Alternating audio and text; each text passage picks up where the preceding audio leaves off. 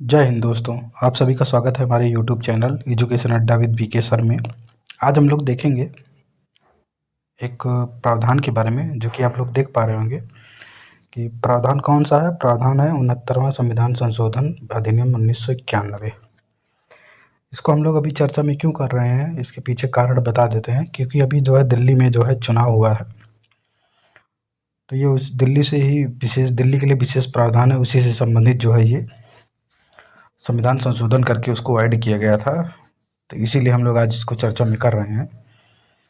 तो ये हमारा जो है टेलीग्राम लिंक है, इस पर आप लोग क्लिक करके जुड़ सकते हैं हमारे टेलीग्राम चैनल से। तो बाकी चलिए शुरू करते हैं आज का टॉपिक। तो दिल्ली जो है, दिल्ली को जो है एक राष्ट्रीय राजधानी का दर्जा भी मिला हुआ है। आप लोग इसको जैसे जानते ही होंगे। ये एक उसके लिए स्पेशल जो है दिल्ली यूनियन टेरिटरी है, उसके बावजूद जो है उसको विशेष दर्जा या विशेष अधिकार कह सकते हैं मिला हुआ है। तो देखिए कि दिल्ली को भारत की राष्ट्रीय राजधानी होने के साथ साथ कुछ विशेष अधिकार भी प्राप्त हैं। कौन कौन से विशेष प्रावधान किए गए हैं दिल्ली के लिए, उसको देख लेते हैं। तो देखिए, सबसे पहले दिया गया है कि आर्टिकल 239 डबल ए, यानी अनुच्छेद 239 डबल ए, ये जो है भारतीय संविधान का यह अनुच्छेद जो है दिल्ली को विशेष दर्जा प्रदान करता है। इसके तहत जो है दिल्ली को राष्ट्रीय राजधानी क्षेत्र घोषित किया गया है, यानी कि जो दिल्ली का इलाका है उसको राष्ट्रीय राजधानी क्षेत्र के रूप में जो है घोषित किया गया है। अब देखते हैं कि इसमें विधानसभा वगैरह है कि नहीं है, यूनियन टेरिटरी है तो विधानसभा का इसमें गठन किया गया है। तो इस अनुच्छेद के तहत दिल्ली में एक विधानसभा का गठन किया गया, जो कुछ विषयों पर जो है कानून बना सकती है। और इसी के साथ साथ इसमें उपराज्यपाल, जैसे कि राज्यपाल होते हैं हर राज्य में, उसी तरीके से यूनियन टेरिटरी में उपराज्यपाल होते हैं। तो उपराज्यपाल के लिए जो है दिल्ली में राष्ट्रपति के द्वारा नियुक्त एक उपराज्यपाल होता है, कि जो केंद्र सरकार का प्रतिनिधित्व करता है। अब कुछ ऐसे मामले होते हैं जिनमें उपराज्यपाल की सहमति बहुत आवश्यक होती है। इसके साथ साथ देख लेते हैं, दिल्ली जो है राष्ट्रीय राजधानी क्षेत्र है, तो वहाँ पर वहाँ की कानून व्यवस्था कैसे क्या है। जैसे पुलिस वगैरह अमूमन राज्यों में तो देखा जाता है कि जैसे जो पुलिस होते हैं वो राज्य के जो है अधीन होते हैं। तो देखते हैं दिल्ली में, तो दिल्ली में जो कानून व्यवस्था के तहत जो दिल्ली पुलिस केंद्र सरकार के अधीन है। यानी कि जो दिल्ली पुलिस है वो केंद्र सरकार के अधीन है, जो दिल्ली सरकार के नियंत्रण में नहीं है।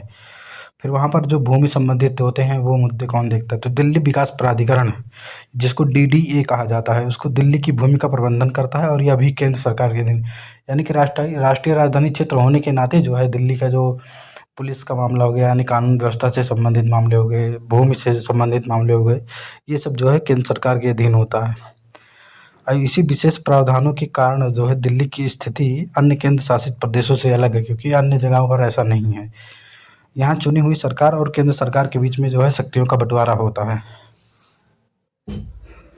केंद्र सरकार और जो है जो चुनी हुई सरकार होती है, यानी कि अभी तक आम आदमी पार्टी थी, तब आम आदमी, अब बीजेपी आ गया है, तो अब दोनों के बीच में जो है शक्तियों का बंटवारा होता है, जिसके कारण कई बार प्रशासनिक चुनौतियां सामने आती हैं। जैसे देखते ही रहते होंगे आप लोग, केजरीवाल जी कहते रहते थे केंद्र सरकार जो है भेदभाव कर रही है, फंडिंग नहीं देती है, ये है वो है। तो ये सब चुनौतियां आती रहती हैं। फिर देख लेते हैं दिल्ली से जुड़े जो है कुछ महत्वपूर्ण घटनाक्रम के बारे में। जैसे 69वां संविधान संशोधन अधिनियम 1991। अब इस स्पेशल संशोधन जो हुआ था उसके बारे में हम लोग देखेंगे। तो भारतीय संविधान का जो 69वां संविधान संशोधन अधिनियम 1991 में पारित किया गया था, इस संशोधन के द्वारा संविधान में 2 नए आर्टिकल जोड़े गए थे, अनुच्छेद 239 ए और अनुच्छेद 239 ए बी, जिसके अंतर्गत केंद्र शासित प्रदेश दिल्ली को विशेष दर्जा दिया गया था। फिर इसमें क्या क्या प्रावधान थे उसको देख लेते हैं। तो मुख्य प्रावधान में देख लेते हैं हम लोग कि दिल्ली को राष्ट्रीय राजधानी क्षेत्र घोषित किया गया था, और इसके साथ ही राष्ट्रीय राजधानी क्षेत्र दिल्ली कहा गया है इसको। और इसके प्रशासक को उपराज्यपाल यानी लेफ्टिनेंट गवर्नर का पद जो है दिया गया। पद विधानसभा, दिल्ली के लिए एक विधानसभा का गठन किया गया, जिसमें जनता के द्वारा चुने गए प्रतिनिधि होते हैं। फिर मंत्रिपरिषद का भी गठन किया गया। विधानसभा के कार्यों में सहायता के लिए जो है मंत्रिपरिषद का गठन किया गया, जिसका मुखिया मुख्यमंत्री होता है। ये सब जो है 69वें संविधान संशोधन के माध्यम से किया गया था, इसीलिए हम लोग इसको स्पेशल चर्चा कर रहे हैं।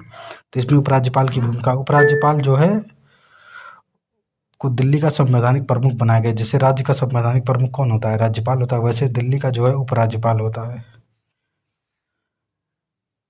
और ये जो है मंत्रिपरिषद की सलाह पर कार्य करता है।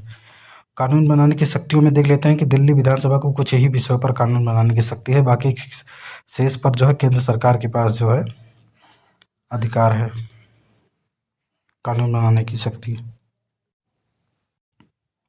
अब हम लोग आगे देखते हैं इसका क्या महत्व था इस संशोधन का। तो संशोधन के महत्व में देख लेते हैं हम लोग कि इस संशोधन ने दिल्ली को एक विशेष दर्जा प्रदान किया और राष्ट्रीय राजधानी क्षेत्र के रूप में मान्यता दिया। इसने दिल्ली में लोकतांत्रिक संस्था जो हैं उनको मजबूत किया और जनता को भी अपने प्रतिनिधियों के माध्यम से शासन में भाग लेने का अवसर मिल गया। फिर इसमें कुछ महत्वपूर्ण बातें और देख लेते हैं जो इस संविधान संशोधन से था।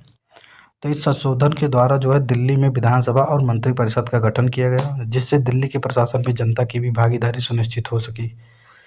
फिर दिल्ली को राष्ट्रीय राजधानी क्षेत्र घोषित करने से इसकी महत्ता भी बढ़ गई। इस संशोधन के बाद दिल्ली का विकास और भी तेज हुआ। फिर अब ऑल ओवर देख लेते हैं कंक्लूजन क्या है। तो कंक्लूजन में देख लेते हैं कि 69वां जो संविधान संशोधन अधिनियम है भारत संविधान का एक महत्वपूर्ण हिस्सा भी है माना जाता है। क्यों माना जाता है? क्योंकि इसने दिल्ली को विशेष दर्जा प्रदान किया और इसके जो है डेवलपमेंट ने दिल्ली के डेवलपमेंट में महत्वपूर्ण भूमिका भी निभाई। तो यह आज का जो है पूरा टॉपिक रहा है, दिल्ली से संबंधित था। और ये हमारा यूट्यूब चैनल है, इसको जो है ज्वाइन कर लीजिए, लाइक कमेंट शेयर करिए। और ये हमारा टेलीग्राम चैनल का लिंक है, पीपीटी पर जो है डाउनलोड करेंगे तो इस पर क्लिक करेंगे तो आप लोग हमारे चैनल पर पहुंच जाएंगे। तो आज के लिए इतना ही, बाकी अपना जो भी राय वगैरह है वो लोग आप लोग बताइएगा, जो जैसा भी हो, चाहे व्हाट्सएप पे मैसेज करके बता दीजिएगा, चाहे टेलीग्राम में। धन्यवाद।